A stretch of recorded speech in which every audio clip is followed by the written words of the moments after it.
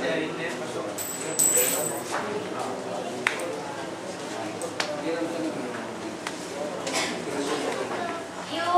topic ko po is about name.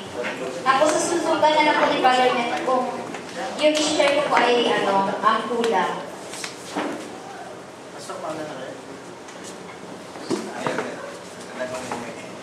Yung verse text ko po ay yung pinaka-verse text ko po ay Isaiah 62 verse 2 tapos Revelation 2:17.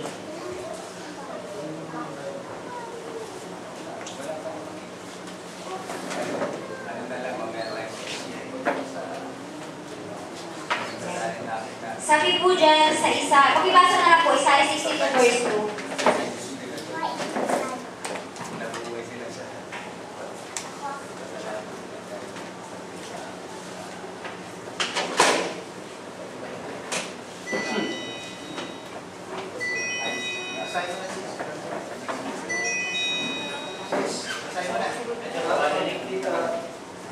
Ng mga bansa ang iyong kasuliran at ng lahat na hari ng inyong kaluwalhatian at ikaw ay patawagin sa bagong pangalan at ipapangalan ng bibig ng Panginoon. Sabi po dyan, binanggit niya po yung tinatawag na new name. Ito po siya. Pinabanggit niya po yung new name dyan. Nasabi po dyan, shall see the righteousness. Sabi na dyan, makikita mo yung and the Gentiles shall see the righteousness. Yung word na see po, i-underline po natin yan. Yan. Yung see po dyan. And sabi po dyan, and all kings thy glory, and thou shalt be called by a new name, which the mouth of the Lord shall name. Sabi niya dyan. Tapos sabi po dyan, diba, Gentiles shall see the glory. Sabi po dito, may question po, it is literal or not? Sabi po dyan, it can be seen. Makikita po natin. Bakit? Because, it is a revelation. Una po, meron siyang kategory yung name. Ano po yan? Yung una po is revelation. Is revelation can be seen? Yes. Makikita po natin. Ito po siya. Ayan. Kasi, ang revelation na ito, makikita ko sa scriptures. Diba? Makikita ko siya sa scriptures. Hindi po siya invisible. Ayan. See pala may end. Yan, nakikita. Tama ba? Sabi po dyan, it can be seen. Sabi po dyan. Tapos, basahin po natin Matthew 5 verse 8. Lagyan po natin ang revelation. Sige. Matthew 5 verse 6. At saka yung hindi ko po i-elaborate ko na maayos, i-clarify na lang po ni Brother Menan. Ako na lang. Blessed are they which do hunger and thirst after the righteousness verse 8 pala, verse 8. Sabi dito, blessed are the pure in heart, for they shall see God. So, ibig sabihin, yung see na yan, sabi niya, makikita niya po yung God kung yung heart niya po ay pure. So, yun po yun. Tapos, yung naman po, yung Proverbs 29 verse 18. That is, ang tawag po dito ay new revelation pala. New. Yan, tawag po dyan. Matthew 5 verse 8. At saka Proverbs 29 verse 18. Tama kaya? Where there is no vision, the people perish, but he that keepeth the law is saved. Proverbs 29 verse 18. Sabi dito, where there is no vision, the people perish, but he that keepeth the law happiness. So, ibig sabihin, kapag wala po tayong vision, mapariwala po yung buhay ng tao. Kaya sabi po dyan, sabi niya, kailangan meron po tayong revelation para yung tao ay hindi mapariwara yung buhay. That is, revelation, yung revelation. Tapos sabi niya dito, if you didn't have revelation, you will not see it. So, ibig sabihin, kapag wala mo pala yung tao, revelation, hindi niya makikita na totoo to, hindi, sabi niya. Sabi niya, by the revelation, we can see the glory of the Lord and mercy for us, sabi po doon. At sabi po dito sa Matthew 16:16 verse 18, pakipagsa na lang po. 16 hanggang 18.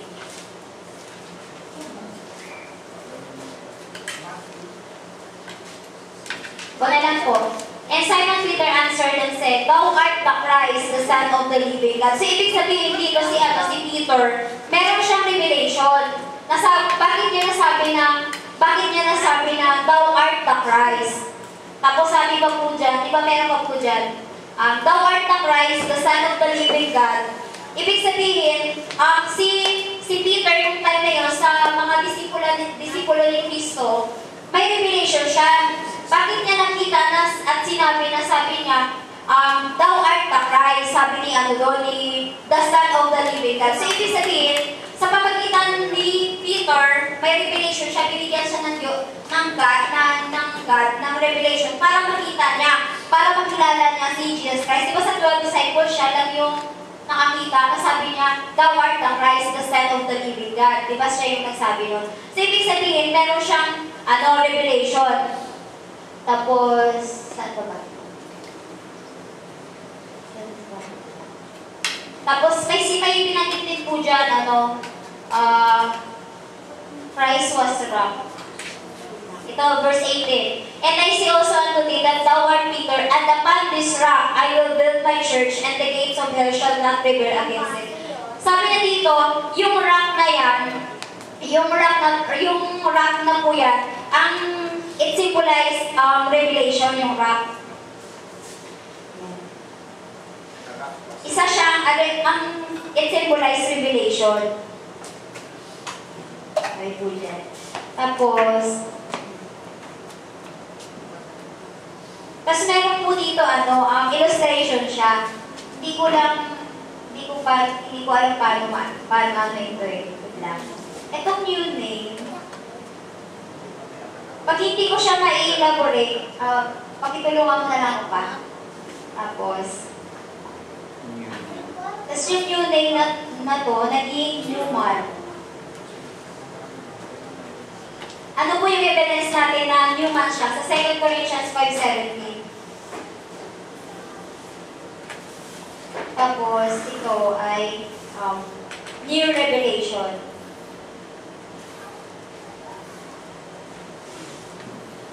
Para yung pagkaintindi ko kasi dito, pagka human ka, ibig sabihin, meron kang new revelation din na dala-dala. Bagong yun po yun. Tapos, yung new name naman, give to him hidden manna. Ito po siya. Yung new name, give to him a new manna. Or siya, ganyan siya. Hidden manna. Hidden. Here ito eh. Mas may hidden pa dito pala. Yun po yung nakita ko doon sa tracks na illustration niya. Pero hindi ko po siya i-connect. Siguro tulungan na lang ako mamaya. Tapos yung pangalawa po, di ba sabi ko kanina, the first is the new revelation. Ngayon, meron po tayong tinatawag na new authority. Pangalawa na po to. New authority. Paano po natin nasabi na new authority po? Tapos yung pangatlo po, ito ay new dealing. Bawat isa po sa atin, di ba, merong new dealing. Tapos yung authority po, bakit sinabi new authority po siya? Sa Matthew 16 verse 20, buksan po natin. Matthew 16 verse 20, ako na lang po. Then church, his disciples, that they should tell no man that he was Jesus the Christ. So, ibig sabihin, yung word dito na charge, his disciples, ibig sabihin, binigyan niya yung his disciples ng authority. Ng authority na sabi niya, that they should tell no man that he was Jesus the Christ. So, ibig sabihin, bakit authority siya? Kasi sa word po na charge, ibig sabihin, inatakan niya yung mga disipulo, binigyan niya ng authority. Sabi po dyan, Peter given authority and also given to us. So, ibig sabihin, hindi lang si Peter binigyan niya ng authority, kundi tagos po sa atin ngayon. So, tagos po sa panahon ng Gentile ngayon. Yung authority na yan na binigay ni Kristo sa panahon ng 12 disciples. Tapos yung new dealing, bakit sinabi new dealing? Basahin ko sa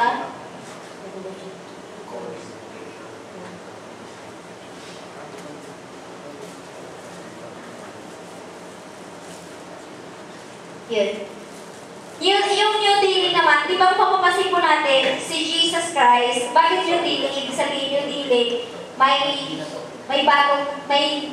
new name din siya. Ngayon sabi niya, kung mapapansin niyo, si Jesus Christ, di ba, nung time na siya ay pinanganak, ang tawag sa kanya ay Jesus the son of Joseph.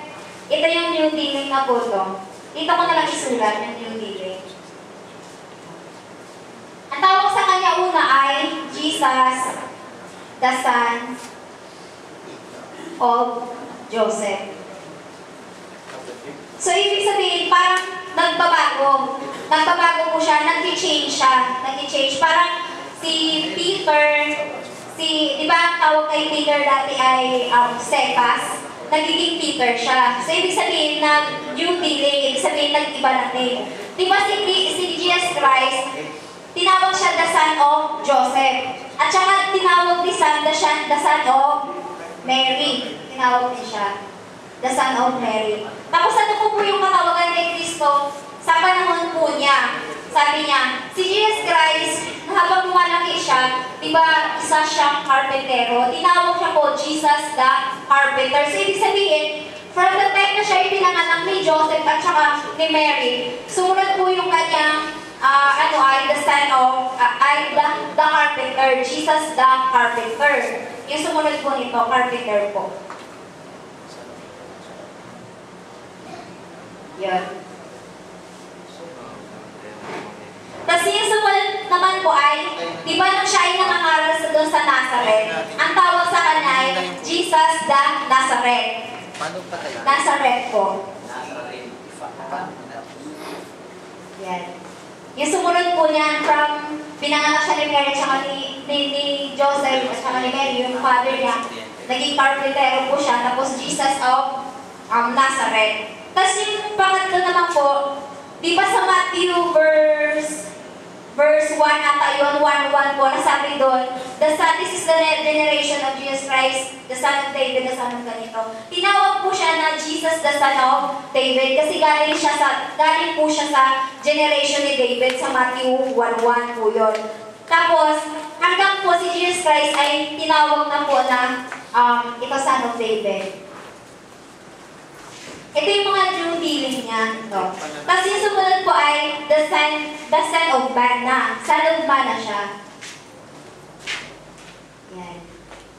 Son of man. Ngayon, hindi na si Jesus Christ ay may new dealing na tinatawag. Yung tao din meron, nag-change din ng, nag-change din siya ng name. Tapos yung panghuli-huli ni Jesus Christ ay Jesus.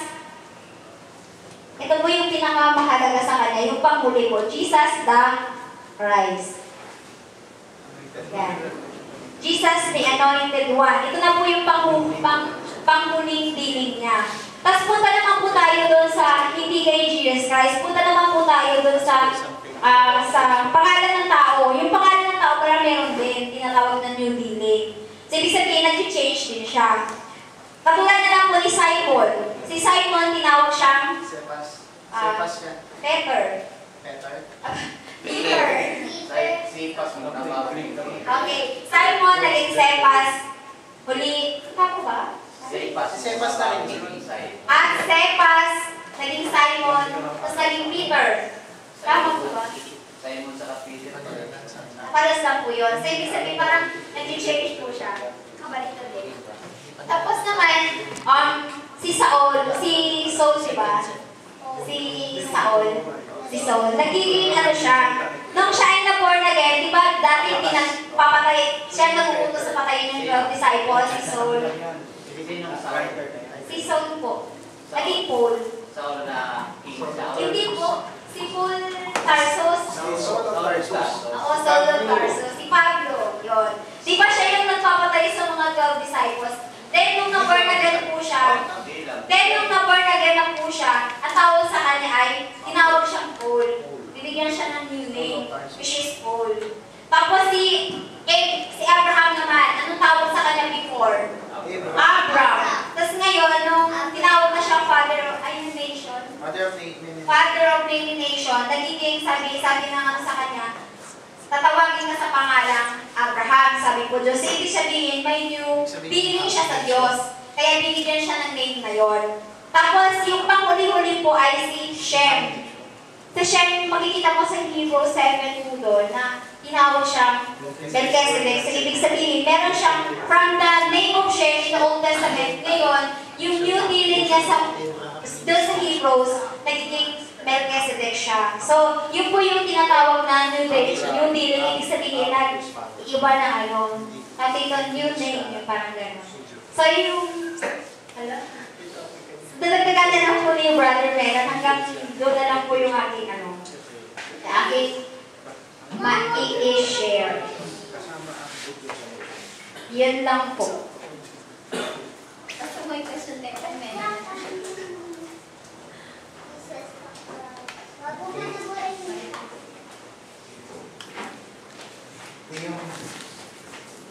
Naalala ko, may topic si Brother Francis.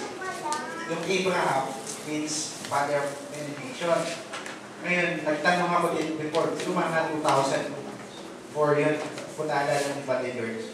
Si Abraham ay hindi Hudyo. He is Gentiles. Kasi galing siya sa Ur.